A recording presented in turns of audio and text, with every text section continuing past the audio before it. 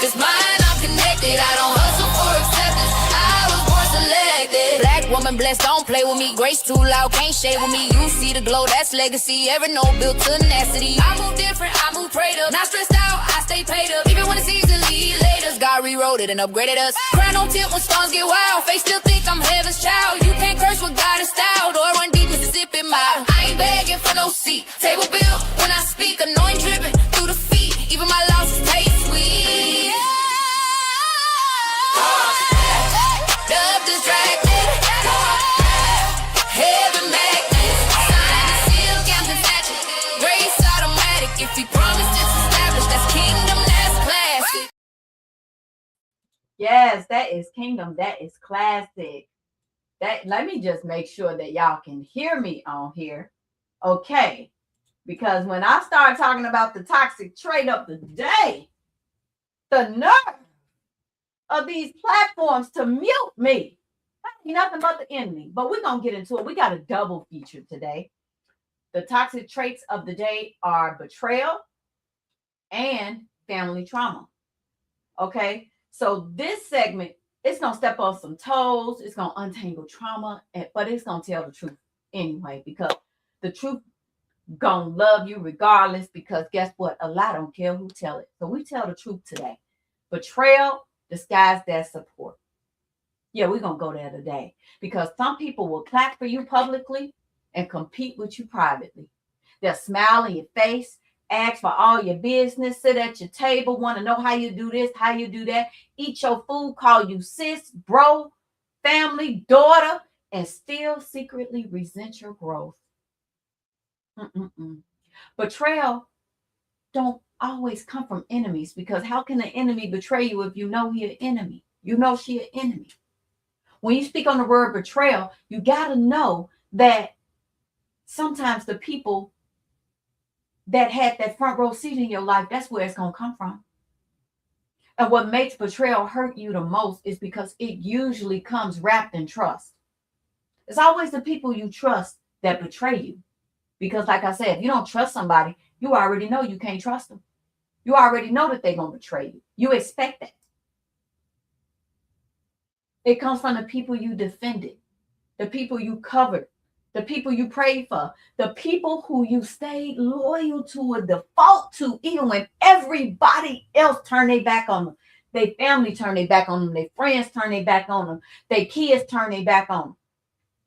And you stayed down because you just loyal to a default. But I want to let y'all know something today. Everybody that say they support you is not a sign to your elevation. Some people only liked it when you were struggling, when you needed them, when you were easier to control, when your confidence was this small. And it's the moment you start healing, the moment you start setting boundaries, the moment you start walking in your purpose, suddenly the energy changed. Oh no. And instead of them communicating honestly, toxic people, they're going to move funny. That's just what they do. They're going to leave those passive aggressive comments. I heard them. Well, we all know that you do great work. Well, Jackie, we already know you pretty. Well, Jackie, you know, nobody's saying you don't do great work. We know you do phenomenal work, but the tone is like green goo of envy just dripping and seething from their nasty teeth. Then when you win, they quiet. I was just talking to my friend the other day. Girl, you winning. Where are these same people at? Crickets. Crickets. They silent. But let you do something wrong. Let you make mistakes. Oh, they super loud. They calling you out. They all on Facebook talking about you. They'll leave a million comments when you do something wrong, but when you make a mistake or something you publish or something you put out there ain't up to par, they got all the criticism in the world for you. Baby, that is betrayal in disguise. But listen, Linda, listen. Stop ignoring those patterns because you love people. I did that. I'm learning not to do that now. I could love you down. But if it comes between you and me, my cost for my peace is worth every cent. It's like I never knew you. I can wish you well over there. But it's nothing you can say to me ever that will make me give you access to me again. Because love does not cancel accountability. Sometimes the biggest lesson is realizing you can forgive people without giving them access to your life ever again. Now that thing got quiet, didn't it? Now I want to talk about and move into this direction because, like I said, I've been gone for a couple of days, so I want to make sure that I give you all a double feature today. Okay, and I want to move into family trauma. This one gonna hit home for a lot of people. Normalizing family trauma because that's just how they are. And we ain't gonna stop at family with this, but we're gonna talk about them family members more. But that's even with friendship, with relationships, with business partnerships, with co-workers. That's just how so-and-so is. No, ma'am, no, sir. We breaking that cycle today. Okay. A lot of people grew up in environments where dysfunction became normal. Yelling became communication. That's how we talk, we scream. Silent treatment became punishment. Manipulation became love. And survival became our personalities. I know that's how it was with me. Some families, then you ain't gonna never hear nobody apologize. They don't apologize in this house. No. They just act normal the next day and expect you to move on. And then when you bring it up or you want to talk about it, you want to get it rectified, then you become messy.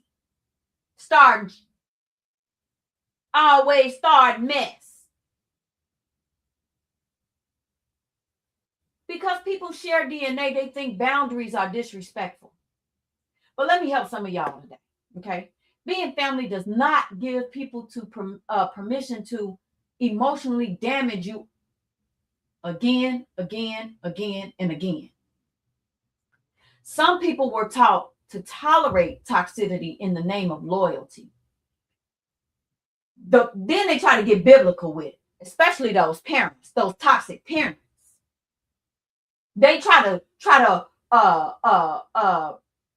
reshift the word to go in their favor when they know they ain't right.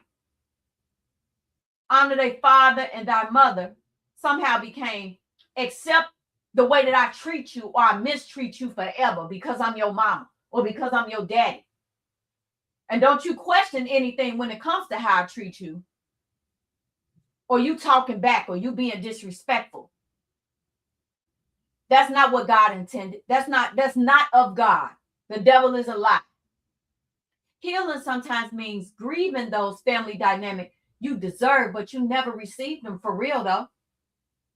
It means unlearning guilt, unlearning people pleasing, unlearning the idea that love must always hurt. And listen, Linda, breaking generational cycles will make you look like the problem in unhealthy environments. Point being, you got 11 dead roses. They all black. They falling apart. They crunchy. They just dead, honey. But then you get one rose in the middle. It's full of light. It's full of life. It's beautiful. It's sticking out like a sore thumb. Now, a toxic person would think that this rose is the problem. But just because you got a healthy rose inside of all of those dead roses, that one is going to always stick out. That's how you are. You're in an unhealthy environment. That don't make you wrong. That don't make that rose wrong for being there.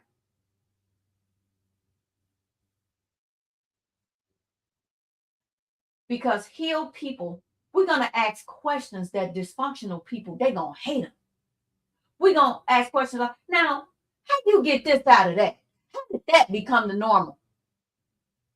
Why couldn't feelings be expressed? Why couldn't we just talk about it? What is this? Why is it this person is being excused for beating on somebody, molesting somebody, and everybody just sweeping it under the rug? How is that okay?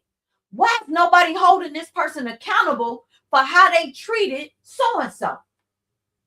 And instead of answering those questions, the toxic family members, they're going to label this person as difficult, even though they the healer. They somebody coming in really trying to break those curses. You know, we get those people all the time. Oh, I'm breaking generational curses, but y'all still in the group chat talking about your cousin. You still, when you see one of your family members, whether it's your cousin, your sister, you still stick to your teeth who she thinks she all that because she dating that white boy or whatever you're saying. But you want to break generational curses.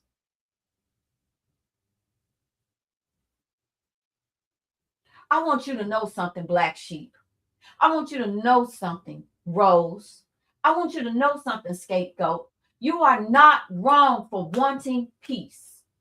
You are not wrong for protecting your children. You are not wrong for choosing to heal over repeated cycles or tradition in your family of hurt and betrayal and trauma.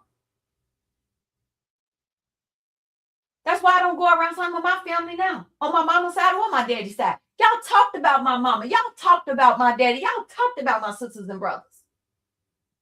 And y'all wonder, y'all think kids don't remember that because we were kids? We don't remember the things that was said, the things that was done to our parents and to our siblings. I get it all the time, cousins and stuff in my inbox. Why you don't never come around your family? Why you don't? Look how y'all did my people. My mom and my daddy gone. My grandmama gone. All I got is my siblings. I love my family. I love my cousins. I love them down. But now I'm not coming around that. We never got no apologies. My daddy and my mama left this earth and didn't get nan apology. And I'm okay with that, and I'm pretty sure they okay with it. But you think I'm gonna allow access to do that to me and to my kids?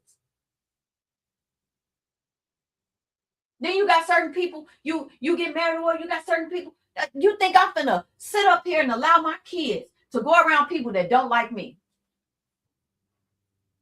I know you don't like me. You told so-and-so, and so-and-so came right over here and told me. Why would I allow my kids around that? I don't hate you. But I ain't coming around you. I'm not one of those people that normalizes dysfunction.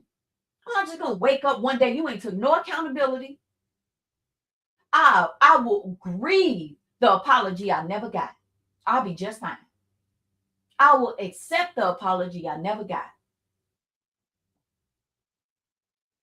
Because sometimes the most loving thing that you can do is stop passing down pain to the next generation. And the way we do that is to set boundaries and stop accepting mistreatment in the name of family. And that is today's toxic trait of the day. So we got two. We got betrayal and we got family trauma. Okay? And like I said, I had to come and give y'all a double feature. Okay? But because I was gone for a couple of days, thank you so much, Jeffrey Paul. Peace to you as well. I love y'all like Christ loved the church. I will be back tomorrow. We're back on schedule, y'all, okay? Love y'all like Christ loved the church, and I am out. Peace.